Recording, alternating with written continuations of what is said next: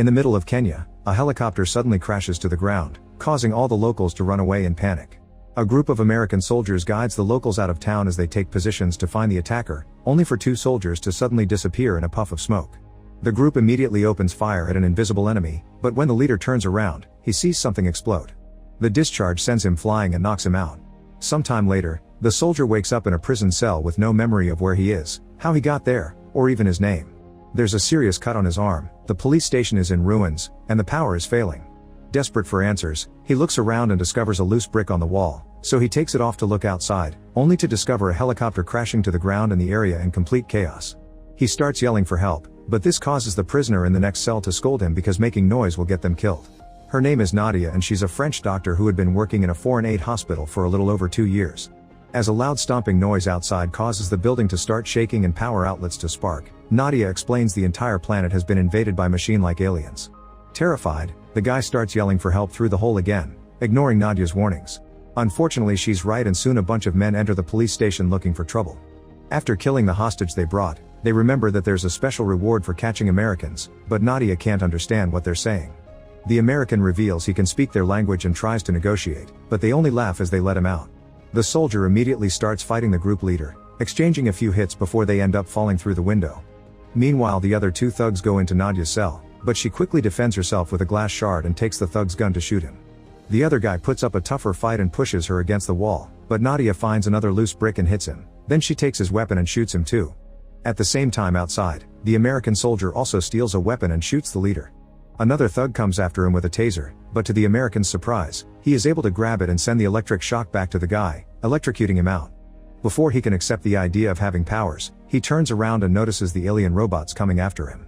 This is the thing that caused the stomping noise and its huge size is terrifying.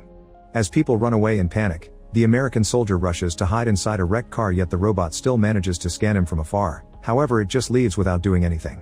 Afterward, the American soldier goes back inside for Nadia, who sees the word Bo on his sleeve and decides to call him that. After they pick up a few weapons from the thugs, Bo wraps up his arm wound and they leave the station, seeing more bodies on their way out.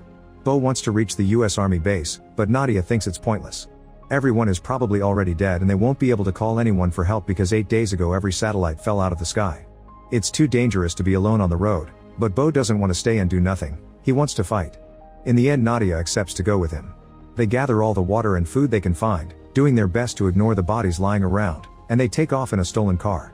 Bo sometimes can see memory flashes of a fight in his mind, but he can't make sense of them.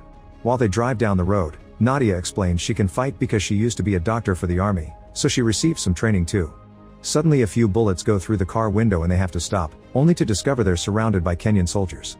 Nadia tries to negotiate by saying she's a doctor asking for passage and that Bo is his escort. She also offers them their water.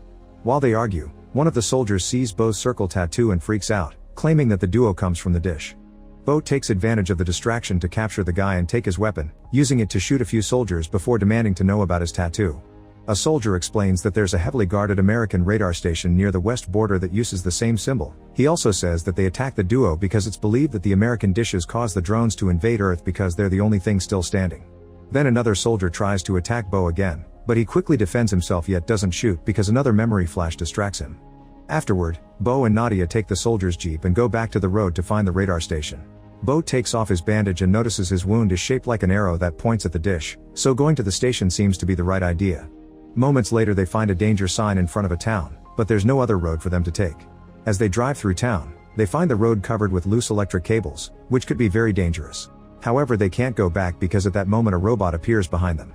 They have no choice but to drive through the cables as the robot chases after them and opens fire, causing the jeep to eventually stop working. The duo ditches the car and escapes on foot to hide behind some old debris, but this causes the robot to go after a man and his daughter instead.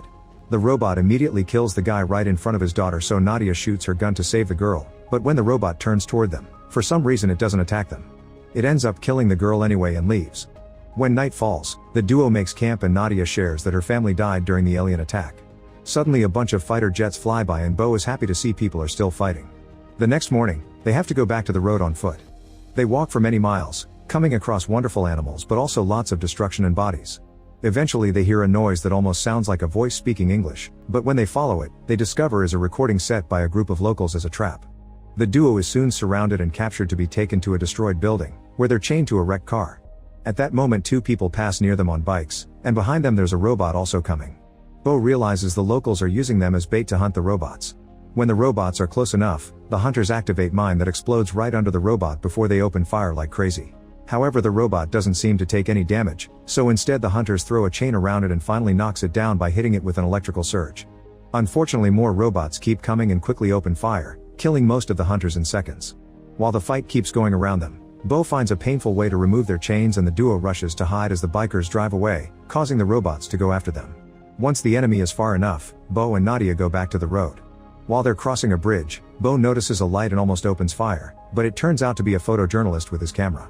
His name is Stander, and he's taken lots of photographs documenting the arrival of the aliens. He's seen the spaceships take people away and he's gotten hurt in the process, but he doesn't think he'll make it. Stander shows the duo all the pictures he's taken, including proof that the aliens are using Earth's electrical power and a powerful shot of a kid throwing a rock at a robot. Suddenly they hear an explosion nearby, and although Stander doesn't want to be saved, Bo and Nadia take him away anyway. They manage to find a building to hide in, and while they wait, Stander notices Bo's tattoo. He recognizes it and shows him a picture of the radar station, so he tries to strike a deal. He'll give them the camera if they put him out of his misery. Bo keeps getting memory flashes of someone's death and refuses to kill an innocent, so Stander starts yelling and throwing objects on purpose to attract the attention of the robots. Seeing no other choice to survive, Nadia proceeds to choke Stander to death. Afterward the duo returns to the road, but this time, they use the photographs as clues to figure out the most direct way to the radar station. While they continue to walk for miles, Bo gets the occasional flash of memories, but it isn't enough to understand anything. When they reach another abandoned town, the camera runs out of battery, so they steal another car to keep going. A few hours later in the middle of the road, the duo hears weird noises on the car radio and stops to investigate, finding a destroyed robot nearby. It's good to see they can be defeated, but Bo still wonders what their weakness is. Suddenly they hear a stomping sound and see smoke nearby, so they jump back in the car to get away. At that moment hundreds of robots appear behind them and start chasing them with open fire, so the duo ditches the car and runs to hide inside a house.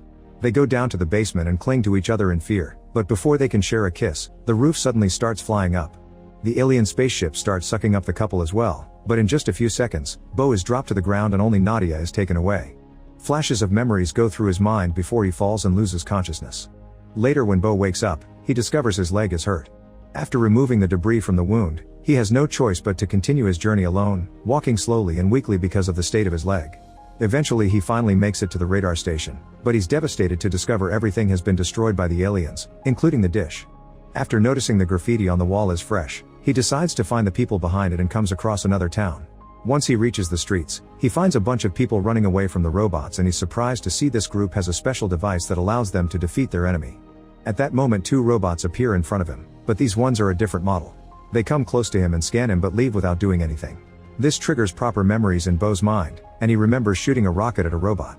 A teammate of his got seriously hurt in the process, so Bo had to put him out of his misery. The sudden memories cause Bo to pass out. Sometime later, he wakes up to discover he's been rescued by the locals and brought to a shelter. After a doctor takes care of his leg injury, Bo meets his saviors Kara and Juma and tells them his story. Juma explains Nadia isn't coming back because those ships never return the people they take, and Kara wonders why the aliens took Nadia but not Bo. Desperate for answers, they take Bo to meet an engineer called Roderick, who has built the EMP devices that can bring down the robots and is now working on a bigger one. His plan is to detonate this one right under the alien spaceship, which hopefully will bring down their system and kill all the robots at the same time. However, they haven't been able to come close enough to the ship because it only shows up when there's a large crowd and robots surround it. Roderick gets a message from the guards outside, who inform them there are hundreds of robots approaching their town. Juma wonders if they were tracked, and the combo of his words plus Roderick's drawings of the aliens triggers an important memory in Bo. That day when he was with his team and they saw the explosion, a robot grabbed him and inserted some cables into his mouth that implanted a tracker in his spine. Before he passed out, Bo made the arrow on his arm. Since then the robots have been following him to find more humans and hideouts. Kara immediately threatens to kill him to protect her people, but Bo has a better idea. They can use him to attract the ship and finally use Roderick's device. The group immediately makes a plan to find the ship's usual kidnapping spots, and while they're getting ready, Bo thinks he sees Nadia again. Unfortunately, it's just a woman that looks like her. Once the team is armed, they take the device through a tunnel to reach downtown safely. Sadly, as soon as they come out, they accidentally trigger a hidden bomb that kills a few of them. At that moment they see the spaceship flying in the opposite direction, so they re-enter the tunnel to follow it as a big robot opens fire on them. It kills 2 more team members, but it isn't capable of following them because of its size. After they walk for a while, unfortunately they come across the smaller robots, who quickly open fire and Kara gets hurt in the process. The team manages to shoot down the robots before they can kill anyone, but they can hear more coming, so Kara tells them to go while she stays with the grenades to buy them time.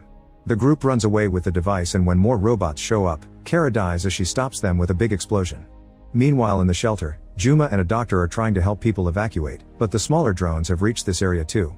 The doctor soon gets killed, but Juma manages to run fast enough to return to his people.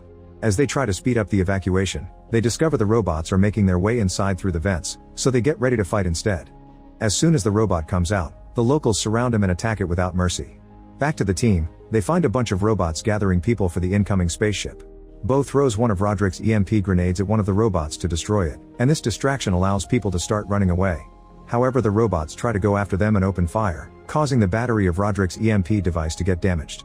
While Roderick tries to fix it to no avail, Bo remembers the picture and throws a rock at the robots to distract them, but they only glance at him before attacking people again.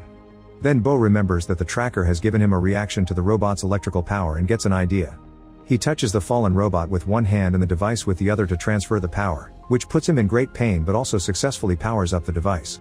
An EMP explosion immediately goes off, not hurting anyone but bringing all the robots down in seconds, including the ones in the shelter.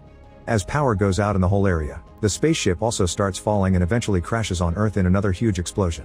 While the people around them realize the war against aliens is finally over, Roderick checks on Bo, who is finally getting the rest of his memories back. However, he decides to keep his name as Bo. Make sure to subscribe and turn on notifications so you can watch more videos like this. Thanks for watching.